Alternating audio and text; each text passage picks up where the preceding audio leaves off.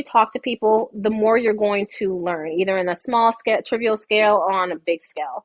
Um, and just be okay with being Hmm. active about finding knowledge in the area that you are in. Whatever it is that you want to do, go online and start reading content about what it is, how other people are doing. Welcome to Stone Queen's Gambit, where we are always a step ahead of the game. My name is Bre. And my name is Kira. We're two Canna moms who built our own company from the ground up. We'll teach you how to navigate through every aspect of cannabis, from usage, strains, and industry legalization.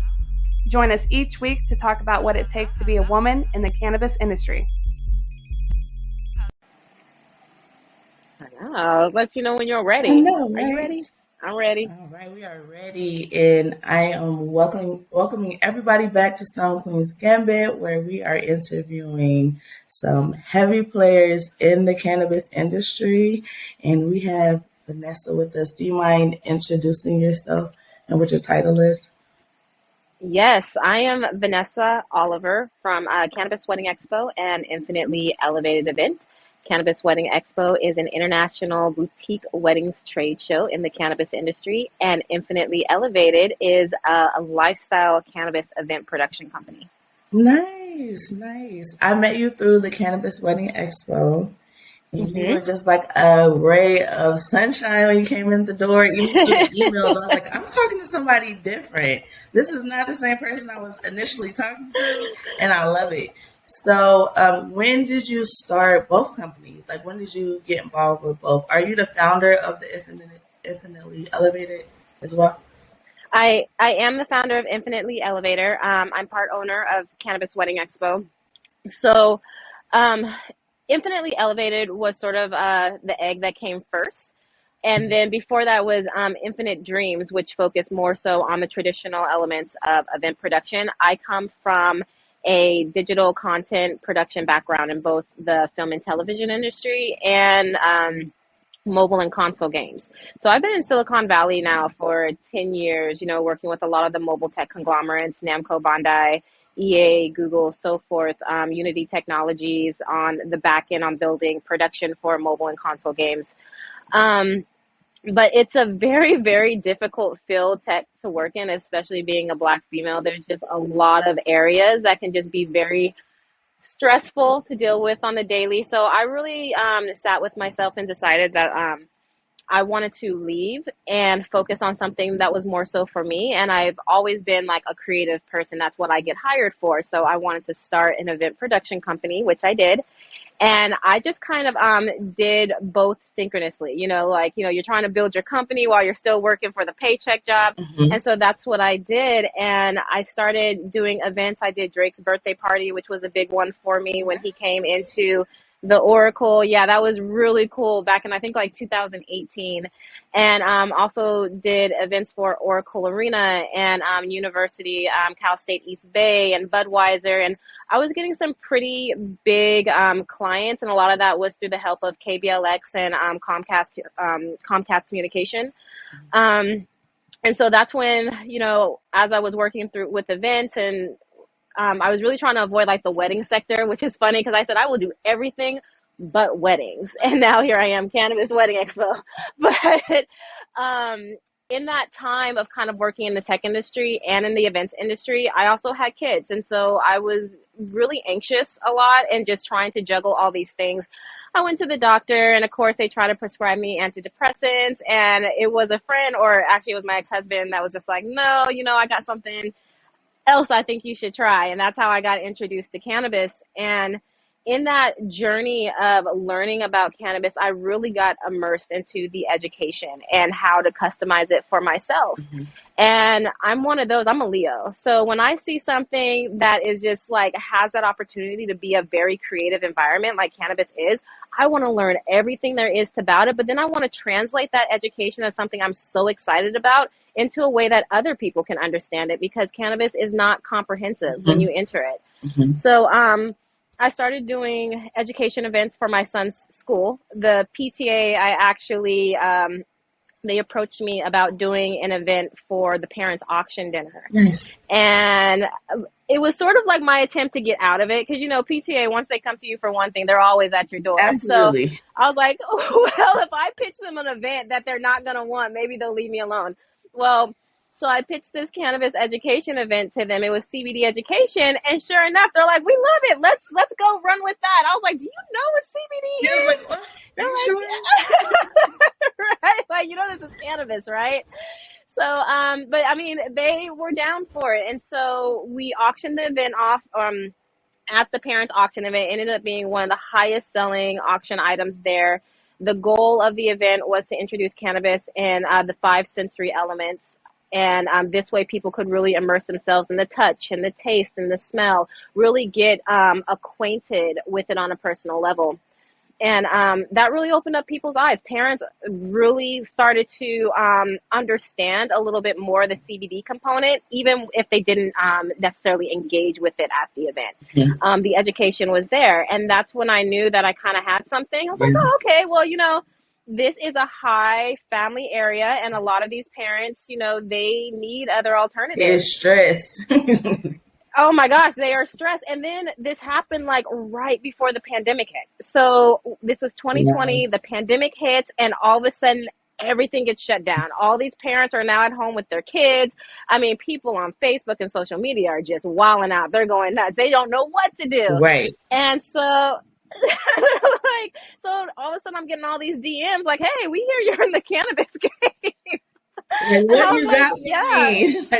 Exactly. That's really how it was. Like, parents, I did not expect that. We're just like, I had like my son, he goes to these youth groups for the church. I mean, even his pastor, and this is a predominantly white area where I wasn't really sure how people were going to react to it. And I went to go meet his youth group pastor, and I told him what I did. And the first thing he goes like, oh, I've been having like this little thing from an accident I went to. Do you have anything to recommend? He said, God made plans. Tell me what you have. God made the plan. I will let you know how to heal yourself, okay?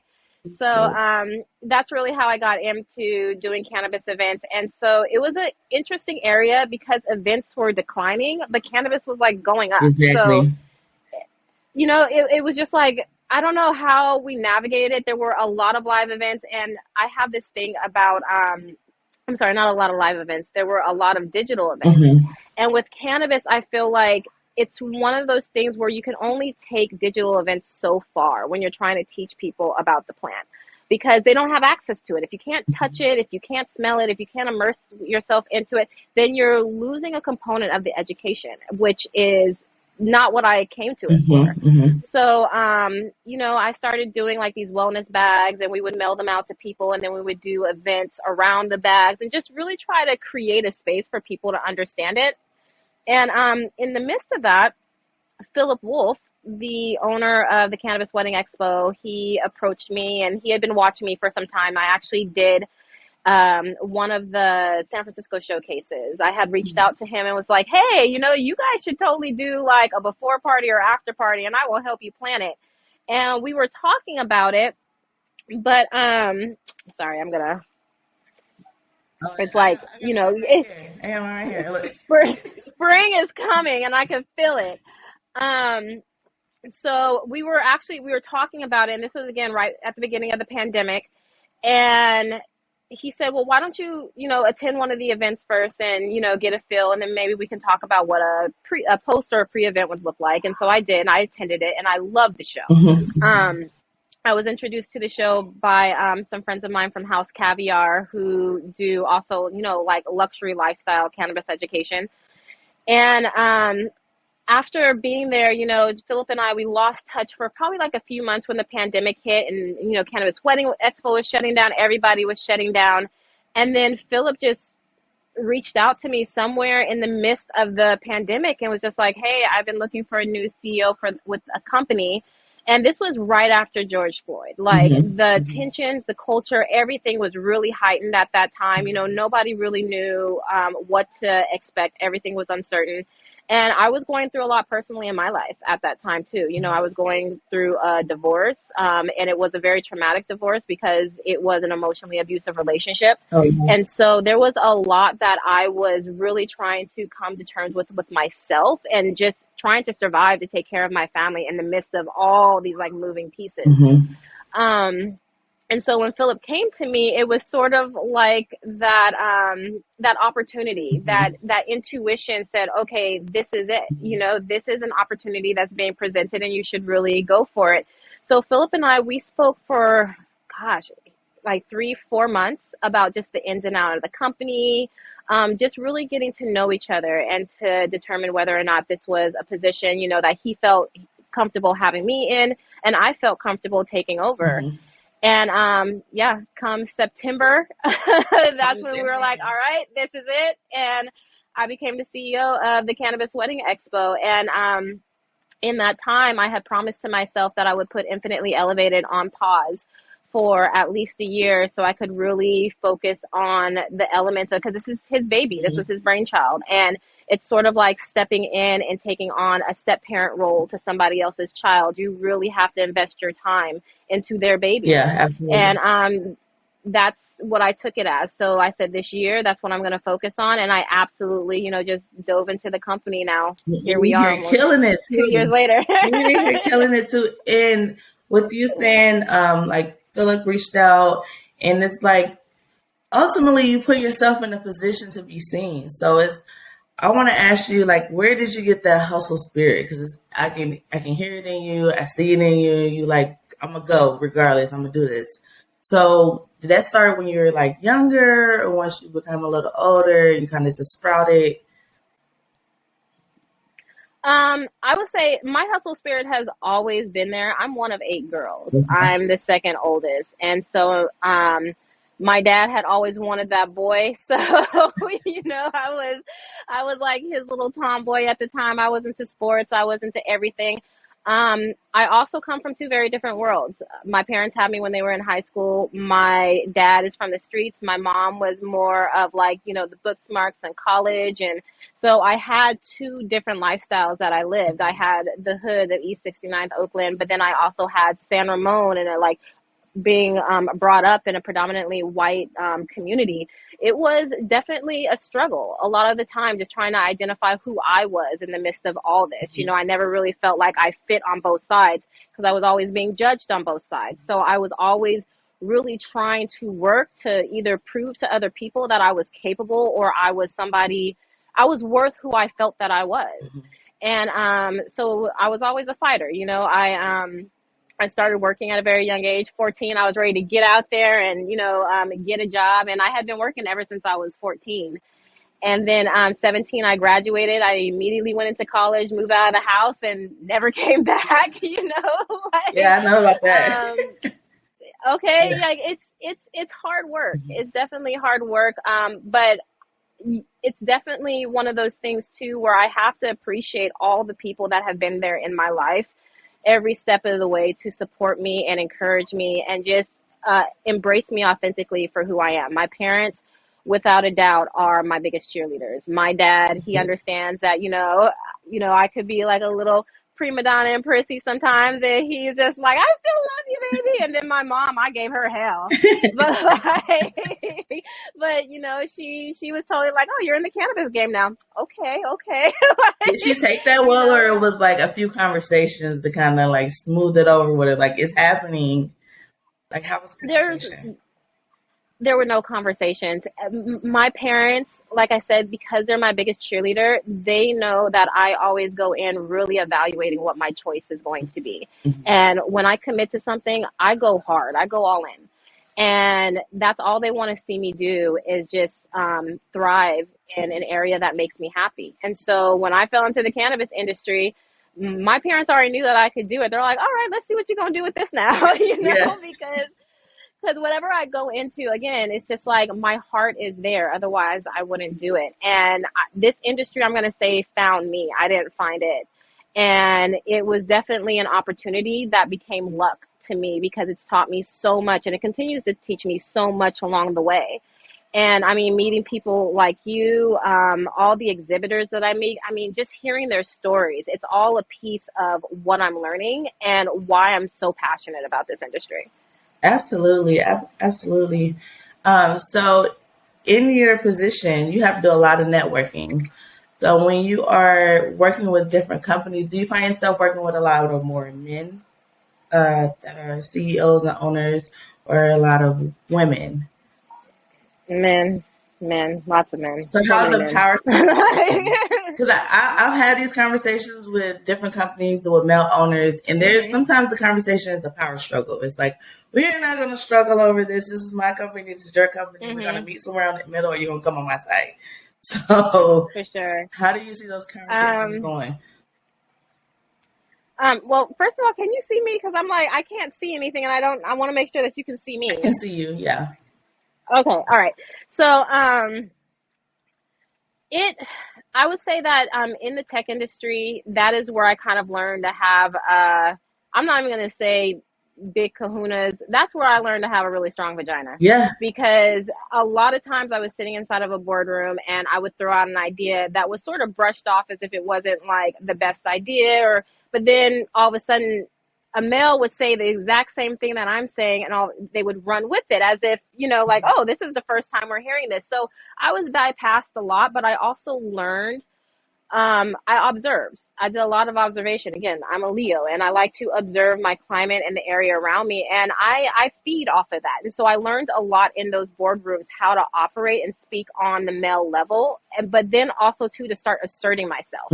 I would say I didn't have that level of confidence until I got into the cannabis industry, where I could really start using those tools that I had learned in the tech industry. And now I'm very much more assertive about my stance and my knowledge in cannabis, what I'm doing for our exhibitors, what I'm doing for our consumers.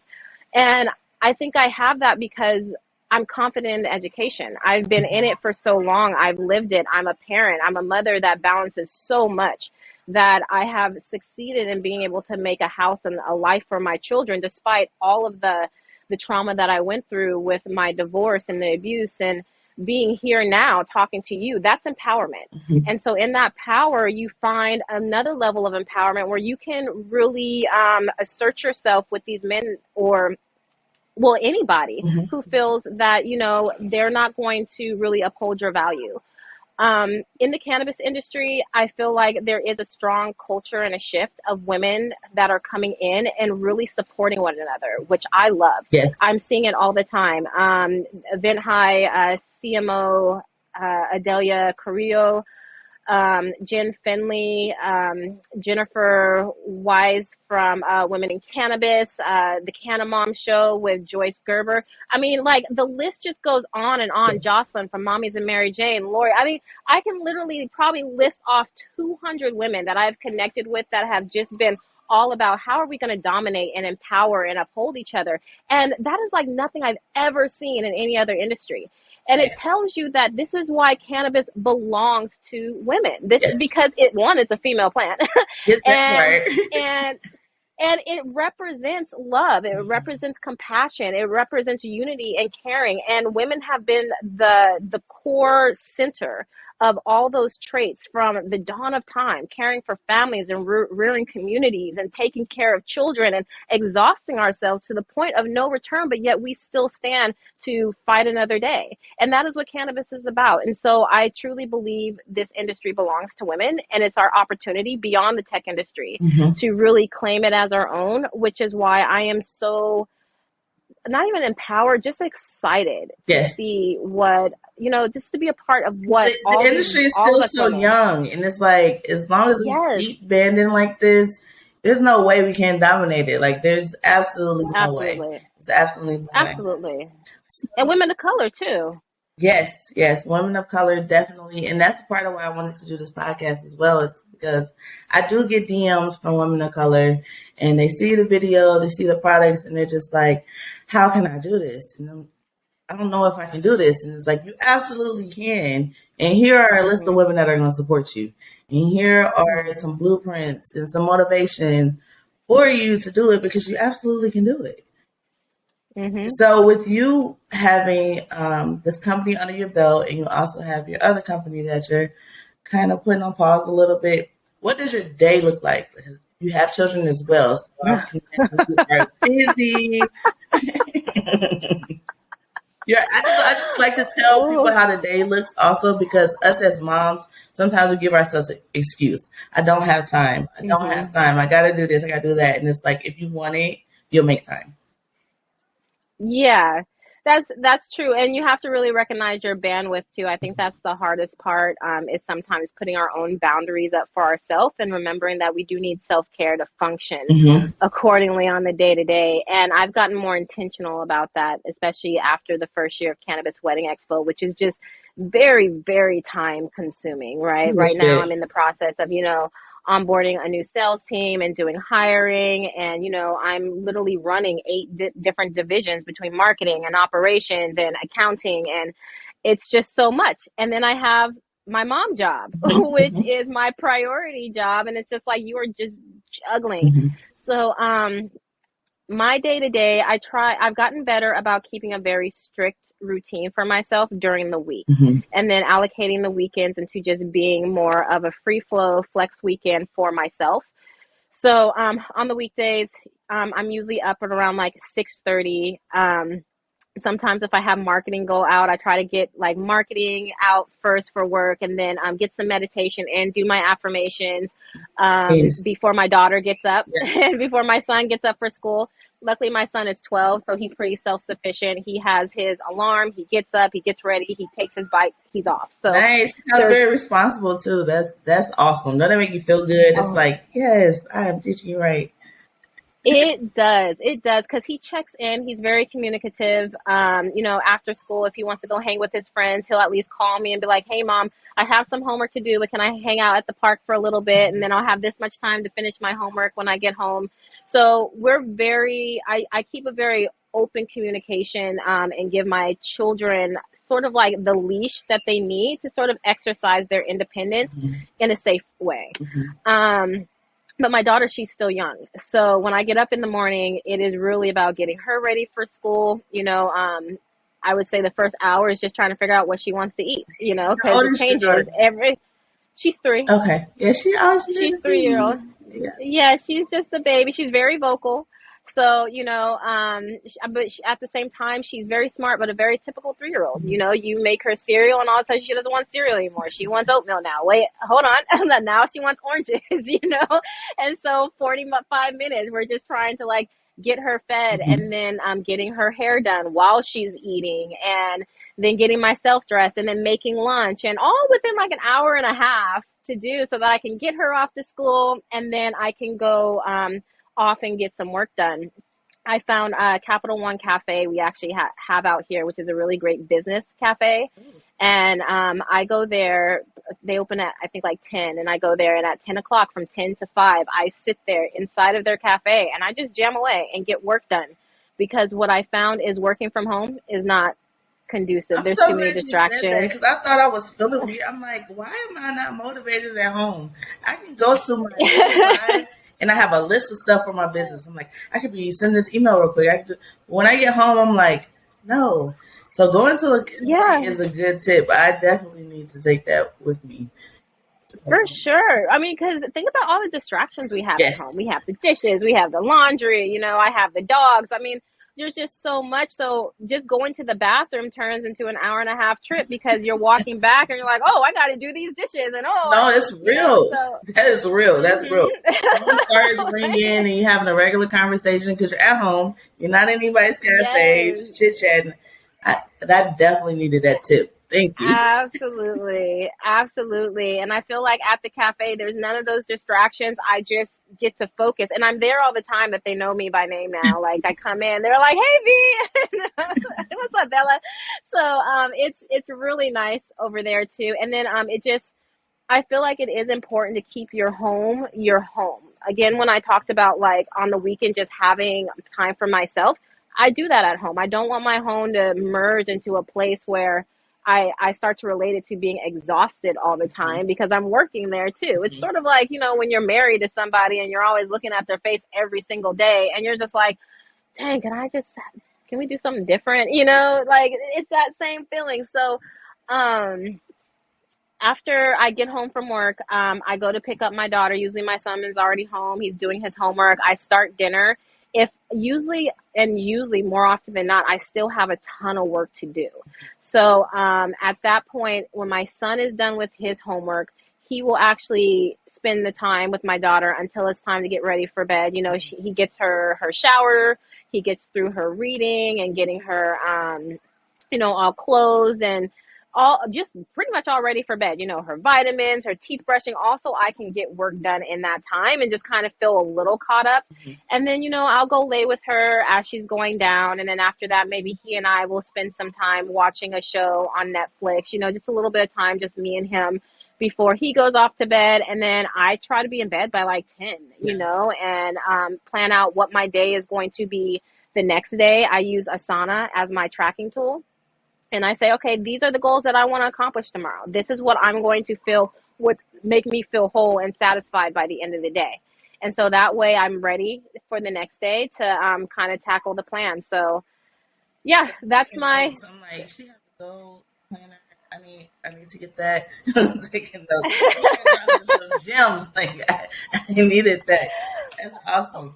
So you stay goal driven, and then like when you are not completing, do you ever have times where you haven't got to that goal yet, and it's like I'm going to get to it and try to squeeze it in? Because I know women in business, and I know people in business sometimes they get overwhelmed if it's like one task did not get done on time, and now I'm like throwing it up in the air.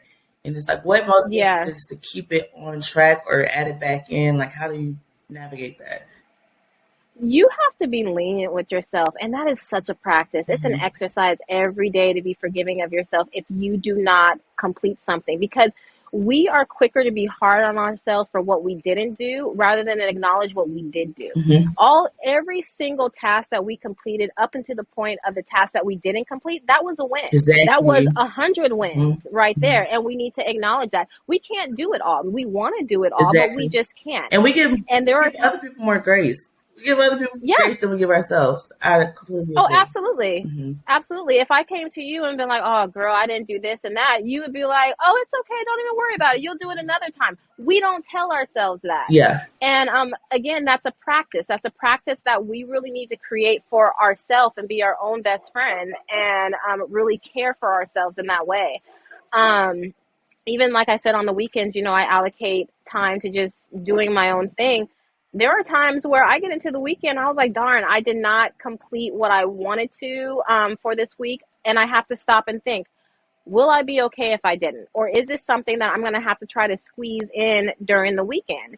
And for the most part, for this instance, yesterday, my son and I, he had his archery lessons. We went out and he did his archery lessons. Afterward, we went hiking out to the waterfalls in Auburn. And then afterward, I went to the Front Row Travel virtual event that, Front Row Travel had like this virtual date night event for Canna couples. And then after that, I went to a birthday party. I'm sorry, I'm interrupting you. They are pretty dope. I follow them on Instagram. Right? So dope. Yes. Ayana, oh my gosh, she's amazing. Talk about a girl that is on her hustle. It's really exciting just to see like how much work she puts into just, you know, supporting women and supporting Black women. I'm like, and so I was there doing my little bingo night. I was excited. It was fun.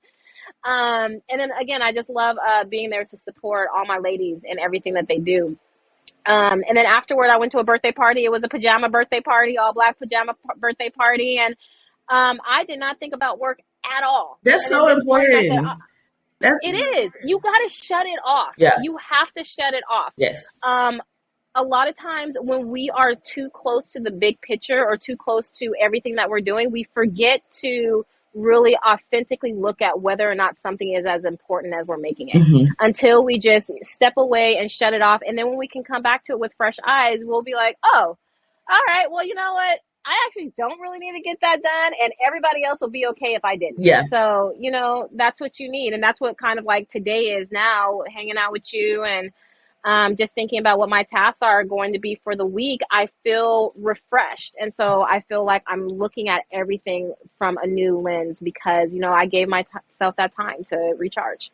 I'm so glad you said that because that's so important, especially when we're starting businesses, we get so bogged down with tasks. It's like this task, run over to this task. And then we look up and it's 4 months later and I have not even went to get my nails done. I haven't sat down and did anything with myself. My hair is crazy. I haven't did a facial. Like, it really ends up being like that. And then you're looking at yourself, and it messes with your mental.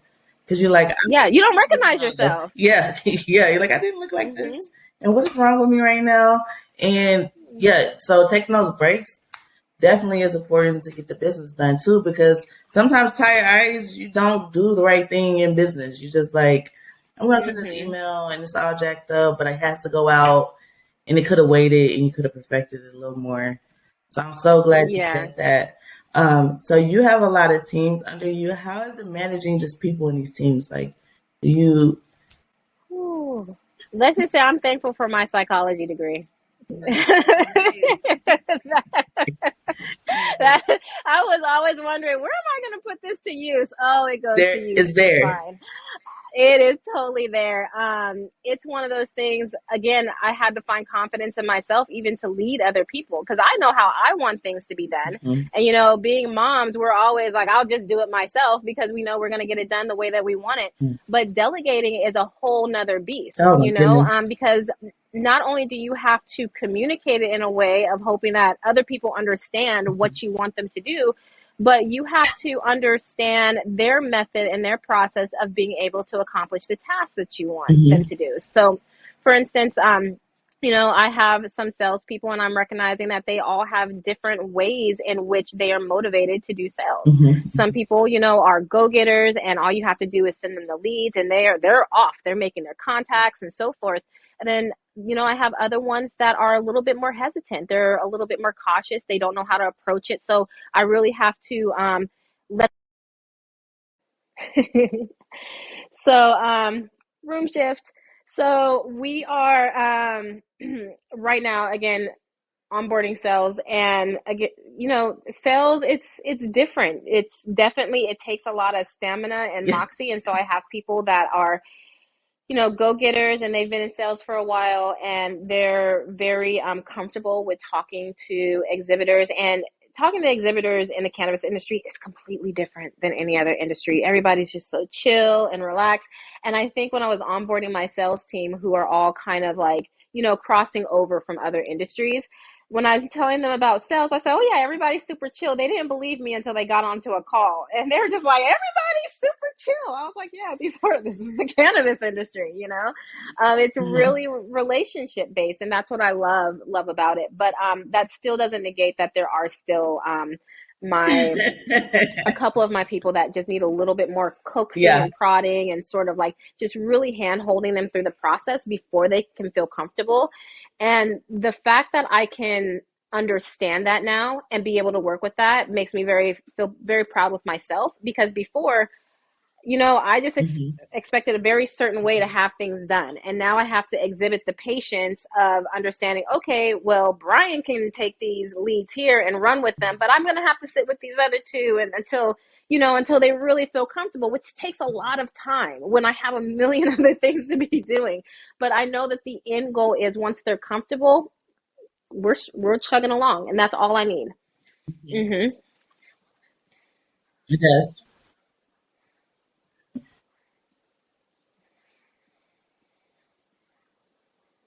Yeah.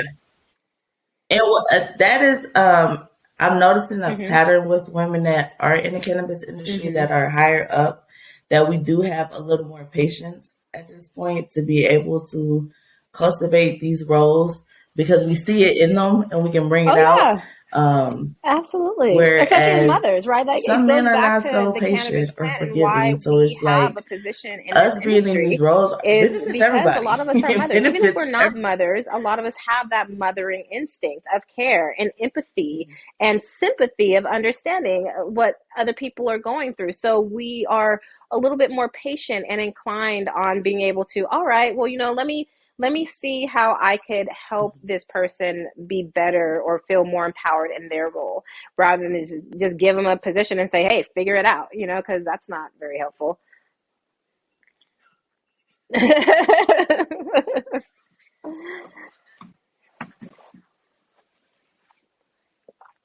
Mhm. No, that was Yeah. nice. Hmm. That rotation of just people coming in and out, and there's no stability, and it's like, I know this is a good Mm-hmm. person, they have the work ethic, they just have to learn the skill. Instead of me just in and bringing somebody else in, it doesn't work. So the doors are just turning. So also with that, do you have Well, any advice start your to give company, any women that even if it's are just to looking go to the into getting Secretary of into this State and get the industry, name down, even if it's or just to are start wanting to building out the start their business own plan. companies? Find your starting point. That's really how it starts, you know. A lot of times we feel like we need all these pieces to get the ball rolling, and we don't. All we need is the first step. And as that first step, you move forward, everything just kind of starts steamrolling. Okay, I took that one step. Now I'm just going to take this other baby step and this other baby step, and just keep taking those baby steps, because in a month Mm-hmm. or 6 months, you're going to look back and be like, dang, I took so many steps. I didn't know that I had completed so many like tasks for myself. You know, just answering emails on the daily is a huge thing because you're communicating consistently with people. So just get started and don't think too much about when or how you're going to get to your goal. Yes. Just start. And that's one of the big things. The other Mm-hmm. thing too is Mm-hmm. um, talk to people, network with people. You know, don't be afraid to reach out. The whole reason I even got into the Cannabis Wedding Expo was because I reached out to Philip Wolf because I saw he had a need for something that I had. And even though that didn't come to fruition because of the pandemic, it opened the fact that I reached out to him, inspired him to say, hey, this girl might be somebody that can run this company. That couldn't have happened had I been fearful of just saying, hey, I'm Vanessa. That's how these things start. And then two, it makes you feel good because you will always learn from Mm-hmm. somebody that you talk to. It doesn't matter if it's just, Yeah. Yeah. somebody that, isn't even Yes. in your industry, that just has some sort of skill marketing outside of the cannabis industry. It doesn't really matter. The more you talk to people, the more you're going to learn, either in a small scale, trivial scale, or on a big scale. And just be okay with being Mm-hmm. active about finding knowledge in the area that you are in. Whatever it is that you want to do, go online and start reading content about what it is, how other people are doing what you're doing. Because a lot of times it's just about seeing how other people are already doing whatever it is that you want to do, and you finding the niche, which is, okay, well, how are they doing it that is not the same way that Mm-hmm. I want to do it? And how can I switch that or fill a void that they are not filling? Because there's always, as long as there is imagination, as long as there's creativity, there is always room to do something differently that will benefit some market. That's just what it is. So as long as you can believe it, it really is. Believe it, you can achieve it. You just have to make the move. Yeah.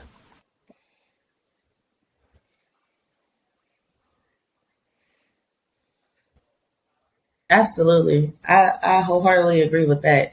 To just do a part, the communicate, you hit all Yeah, the points on the yeah, head, because yeah. a lot of Self-doubt is a real people thing. are just struggling mentally with stuff. So it's like, to just do it. Just do it. You can perfect it later. I appreciate you saying that. I appreciate you saying that. Absolutely. And it's sad. I do. I hate I it. do plan out that far. I So have the where I next would 5 like to years, be where do in you the see next Miss 5 years. Vanessa? Do you plan out But that again, I give far, or do myself you just kind of go leniency day as by to how day, quickly I get or there, and I don't think too much about how I will get there, because I'm focused on all the little steps. So in the next 5 years, obviously I want to be able to expand on the Cannabis Wedding Expo and Infinitely Elevated as the full yeah? vertically trafficked event production company that focuses on the weddings and the live events. And as a production company, the resources that we offer to exhibitors that work with us or vendors that work with us, really supporting our live events and cannabis live events community from the ground level up. So that's my biggest thing. Also too, working with a lot of organizations that, one, empower women, whether or not it's in the cannabis industry or outside of the cannabis industry. Again, being a woman that has went through trauma in my life, I see a lot of organizations that really need support and funding in order to help these women through the situations that they've gone through in terms of legal aid and, community resources. It hit a high here in the pandemic where a lot of women were just kind of left at a loss as to what to do and they had no support. And it breaks my heart to know that these women are out there alone and struggling and feel like they're alone because they have no resources. So really being able to use our platform and the cannabis industry to help inspire these women in whatever field that they want to go into. Also, youth education. I feel coming out of the war on drugs, coming from East Oakland, seeing the other side of the cannabis industry, I feel like there is generational wealth to be found in the cannabis industry for our children. My kids hear me every single day talking business, and I can see them empowered and, doing their own hustle with their own things that they like to do. And it comes from them seeing me in business. And so I want other children. I love seeing so many moms talking to their kids about cannabis. So, yeah, and I don't know, maybe not be single anymore. I don't know. There's so much stuff.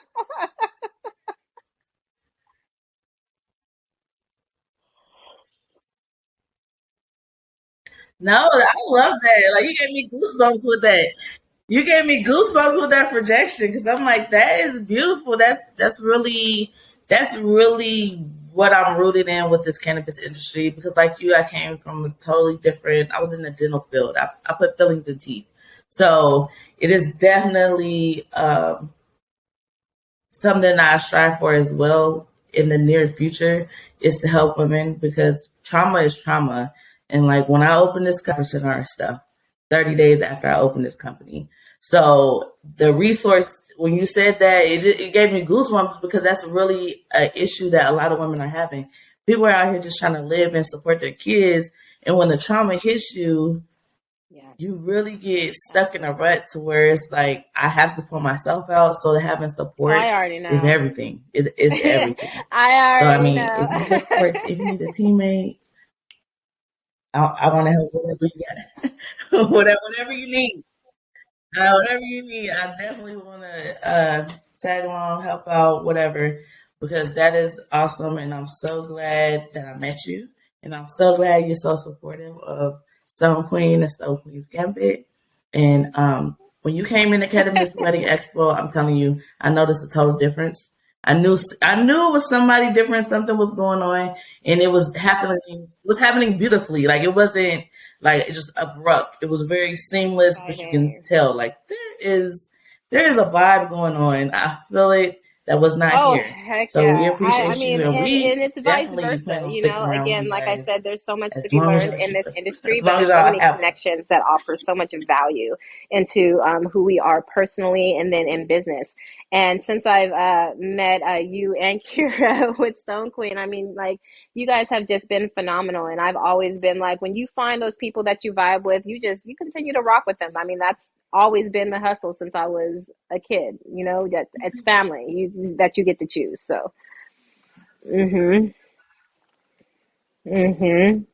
absolutely.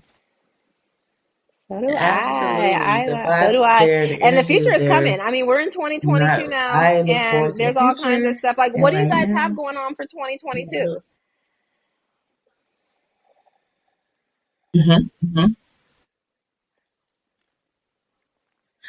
So 2022, we are partnered with iPhone Women. So we are like in the middle of raising our capital. I'm actually looking for an event space because Ohio is on the brink of becoming recreational.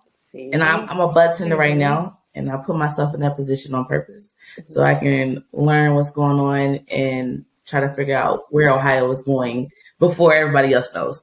So we are literally on the edge, and so I'm trying to put things in place to make sure we do have event space that we can educate, have girls' nights, girls' days. We have the bachelorette party box, so we definitely want to make sure that people can have their bachelorette parties in a cannabis-friendly space.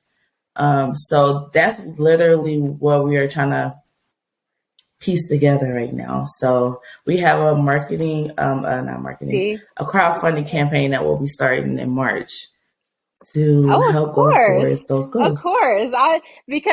And I'm going to be I'm in not Cannabis sure if Wedding Expo your with followers Stone know, Queen, but you know, you and guys are already there, right? of Because course, you guys have signed on for 2022, which is really exciting. I mean, this year, just being able to expand into all these new markets, it's so exciting. But then to be able to work with some of the same exhibitors from last year, it's sort of like, I don't know, going to camp almost for me, and being able to hang out with all my people again. Like, I was like, oh my God, I get to see them again. So yeah,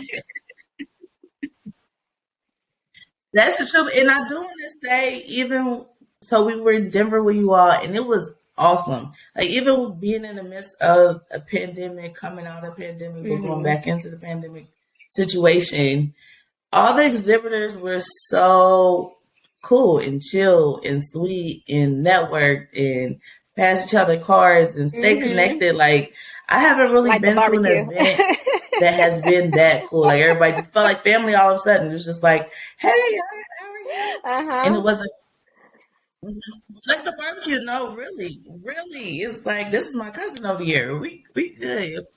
It was dope. And it really, that was our like first big event with any company. So that set the bar high. So now when companies contact us, I'm like, what kind of energy do y'all have? Excited. I love that. I'm used to this. That's what we do it for. And I get so excited about all the partnerships and opportunities that we can build that will foster the business opportunities for our exhibitors. ROI is such a big thing for our mission. So just seeing that, like, you guys had like the red carpet experience. I always tell my team, I said, treat it like Disneyland. You know, when you need to go to the bathroom at Disneyland, you can go to the janitor and say, hey, I need to use the bathroom, and they will parade you all the way to the bathroom. I said, that's the type of experience we want our exhibitors to have, because at the end of the day, I mean, the world needs more connecting and happiness and love for people to really feel like excited about what they do. And so I really think, you know, having that experience is, I'm glad that you like it.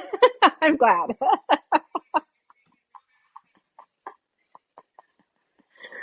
Yes. You delivered on your mission. You knew the assignment and you did it. And I appreciate it, because now I'm like, who all over there? Because it's no bad energy. The Cannabis Wedding Expo is definitely going to be near to my heart forever. Just for having that experience. Spending it with me and inviting me. I do want to thank you again. To be able to see your face on a Sunday. Spending some time with me. It's good. It's good to see you. Absolutely. You are definitely one of my first interviews, and I did that on purpose because I already knew the energy and the gems that you was going to drop, and I appreciate it. Like I said, you know the assignments, and you follow through with it. Okay. So we appreciate you, and hopefully we'll be talking soon. Yes, I do need to email you too outside of here. So thank you. And thank you for the Did you see when I wore it for the Mama Got Drama? I went to the grocery store one time and my son was like, Mom. Mom, I'm like, I remember coming there with my tiara. I love representing you guys. You guys are awesome. Thank you so much for having me. Tell Kara I said hello. Give her big hugs for me. And you enjoy the rest of your Sunday. Thank you for joining us at our podcast, Stone Queen's Gambit. Join us every time you get a notification. So that means turn your notifications on, please, so you can join the fun, the journey, the chit chat with the queens at Stone Queen every time you get a notification. So there is no set time, but you will get a notification if you turn it on. So turn it on for us. Enjoy our conversation. Join us at Instagram, Stone Queen's Gambit. Join us at shop_Stone Queen if you love to shop, ladies, because we have some nice stuff. Join us for the